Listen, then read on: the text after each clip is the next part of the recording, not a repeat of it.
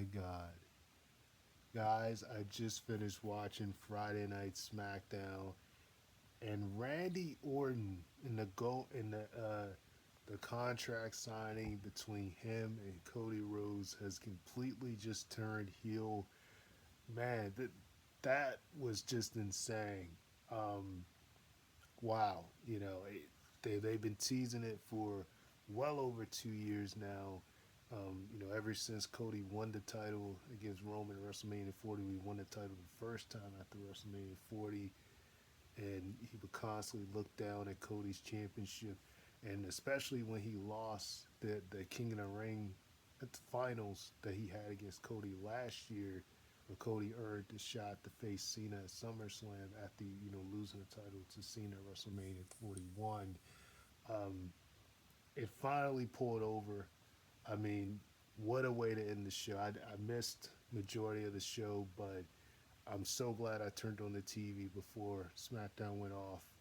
Oh my goodness, like that was just insane.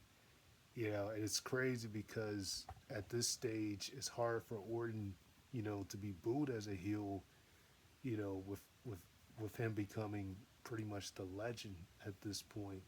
He's sometimes still calls himself the legend killer, but truly become a legend. And just like Cena last year when he was a heel, fans were still cheering him, and it's kind of hard, for fans to boo Randy at this point. But I gotta say the execution of this term was well executed because it came it was just really insane.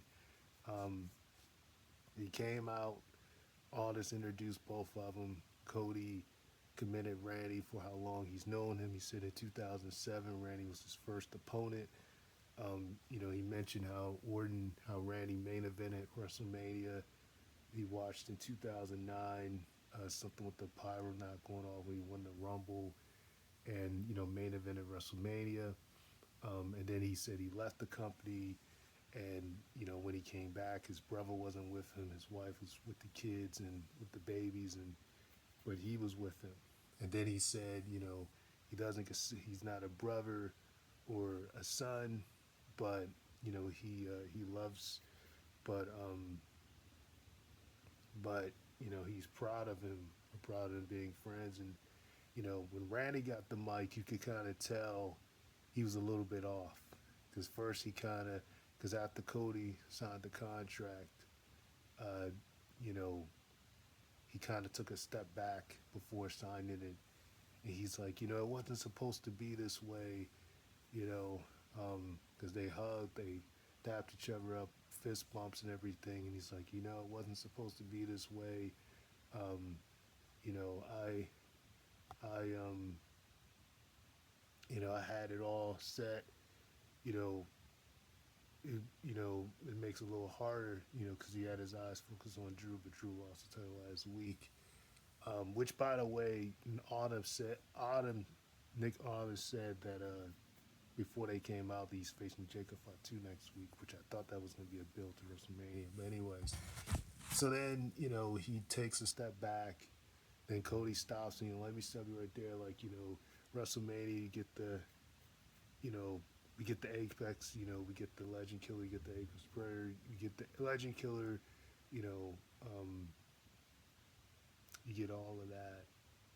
And he's like, until then, but that's at WrestleMania. That's then.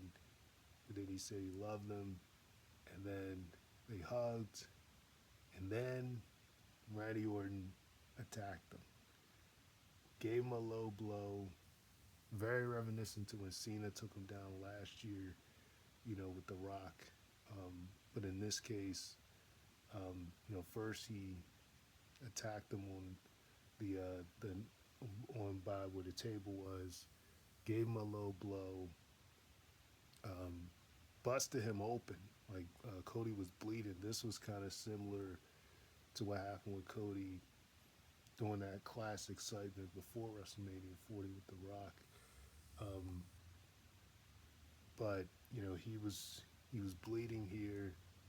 Um, Man, Cody has gotten turned on a lot too since he's come back. Whether it was Lesnar, the night after WrestleMania 39, whether it was, you know, Cena turning on him last year at the Elimination Chamber, now in this case, Randy Orton. But, Orton, beat him down, took him, actually got us, hit him with the steel steps, put his head around the steel steps. And of course, the officials, everybody was trying to get him to stop. Nick Aldis tried to stop him. He pushed Aldis. He even ended up pushing Jelly Roll. Came back, got a steel chair. He clocked, Cody Rhodes in the head with his head on the steel steps, being busted over. I thought he was gonna hit an RKO on Cody through the announce table, but he just ended up, putting his head on the steel steps and smashing him with the steel chair on the steel steps. I mean, it was crazy, and the fact you could tell something was up with Randy because, you know, he was telling Randy about the voices, being in his head and stuff, and when he was saying, which he should have known, this is something Randy would do because he said, "I need this." And he's been saying constantly how he needs to win his 15th world championship. And he was like, whoever he faced at WrestleMania, he's chasing number 15. And that's what he was telling Cody when he started grabbing the mic before Cody started. He was like, "I need this. Like, you don't understand. I need this."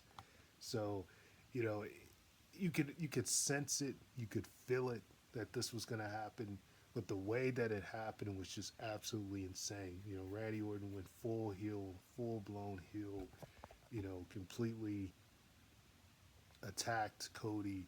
And considering that both main events up to this point were going to be babyface versus babyface, um, although in Punk and Reigns in their match, CM Punk seems more like the heel in that feud, um, which they're just making it more clear to have a Roman win. It's just too obvious. But anyway, this one now you got Randy Orton, who, there were some people suggesting about Cody turning heel as like a swerve, but that doesn't look like the direction they're going after tonight.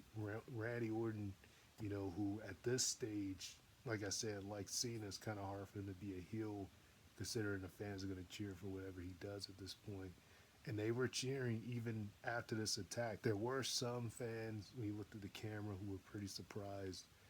I would say this: the last time that Randy Orton was a heel back at the beginning of this decade, um, there were more like silence towards that turn than this one, because when he turned on Edge after the Royal Rumble, people were actually concerned because the way Edge was selling it, I even like looking at it on TV, like Edge was selling it like Randy was gonna legitimately break his neck again when he put the chair on his neck, like he was gonna stomp on it, and he did a concerto on Edge after he RKO'd him, and teased like they were gonna reunite Red RKO. Fans were legitimately concerned about Edge on that Raw after the Rumble. They were like legitimately concerned about Edge when that happened.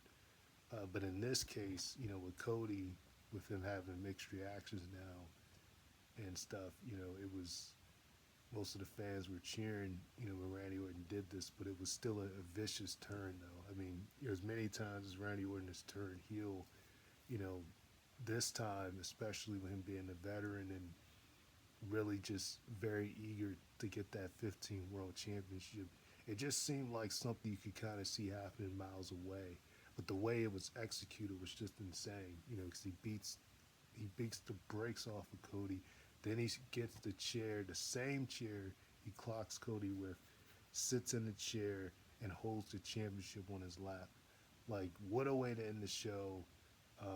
Definitely think this is what the feud needed. I think it would have been fine with them both staying as baby faces, but the fact that, you kind of got both main events the same way, I mean, this definitely makes the feud even more heated now, because you got a lot more personal.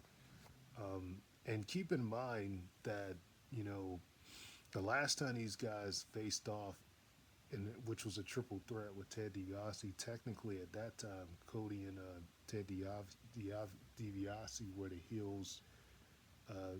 Randy was kind of like a tweener, like when he broke up with Legacy, leading up to WrestleMania 26.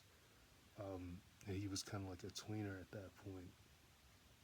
But yeah, they were actually the heels at that particular time. But you know, they've had countless matches against each other. I remember there was a match they had on Raw where Cody beat Randy then, where Randy beat Cody then, um, where he was, you know, fired by Triple H when they were doing the Authority stuff back in 2013. I remember that. And yeah, they've had a lot of matches, but like, this is definitely, you know, going to intensify even more so with this story here. You know, with Randy, you know, chasing out this 15 World Championship, and now Cody, you know, being stabbed in the back by Randy Orton. You know, it definitely adds fuel to the fire, and it's kind of funny because now you have yet another WrestleMania where, you know, leading up to it, the person that you're going to get, the person Cody faces turns heel in. First Cena last year, now Randy Orton, who's like Cena's best friend, you know, turns on Cody this year. You know, and it's like, well, we're gonna get a reminiscent of last year where Cody loses the title once again. He walks in as champion and he drops the title again. It could very well happen. I mean, you know, Randy hasn't been champion since 2020.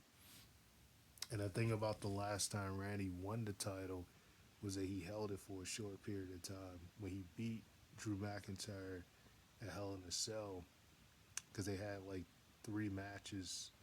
Well, really, they had 4 matches in their feud, but 3 on pay per view or premium live event, as they say now. They had the one at SummerSlam, which I think Drew won with a baseball slide. They had the one at Clash of the Champions, which was the ambulance match. Then they had the Hell in a Cell match, which Randy Orton won. And their final match was on Raw, where Drew won the title back from Randy Orton. So Randy didn't really hold that title for that long the last time he was champion. Um, so, you know, I would not be surprised if Randy Orton was to actually win the championship from Cody, especially with him just turning heel, much like Cena did last year. But yeah, man, really, really great way to end the show. Just really insane. But I'm looking forward to how this goes. Be very interesting how they go with this, but that's pretty much it, guys. Center on Flex. Like Counter Strike, I tell you, got W. Peace.